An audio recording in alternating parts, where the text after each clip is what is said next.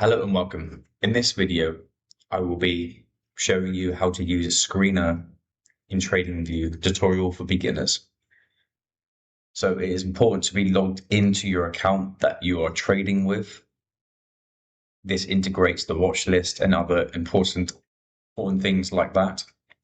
The way to access it is go to products, then go to screeners, and then here we can select screeners for all the different markets that we might want to trade. And we can change that here. For now, we're going to stick with a stock screener.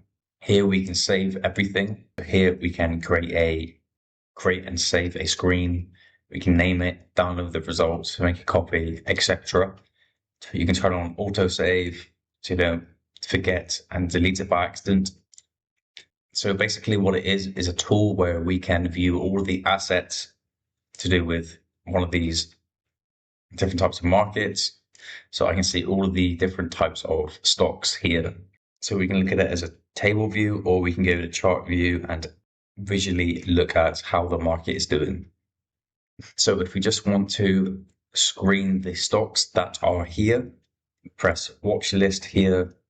And also if we color specific stocks, we can go into here and press the red list and that will list them here. So we can filter all of these things by specific filters. You can add your own filters here. Many different types of filters that we can choose from, but the standard ones that TradingView provide us are very good. So a useful one is performance.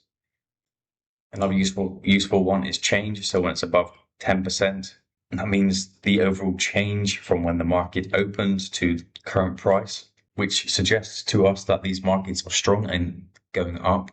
So therefore, these could be potential markets that I would want to buy.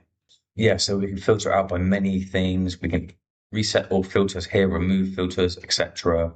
Make sure it's refreshed. So we can click on overview, performance.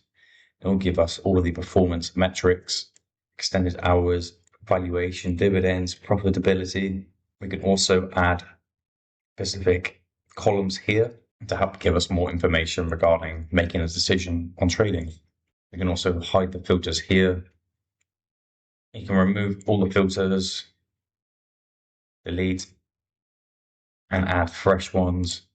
So the possibilities are endless, and it is something that needs to be tailored to your specific needs when trading. So yeah, I hope this video helped. Speak to you soon.